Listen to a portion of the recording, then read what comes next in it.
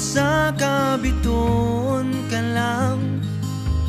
nga kanunay kong gipangandoy sa kawanangan, ug sa kahilom nga gitago ko,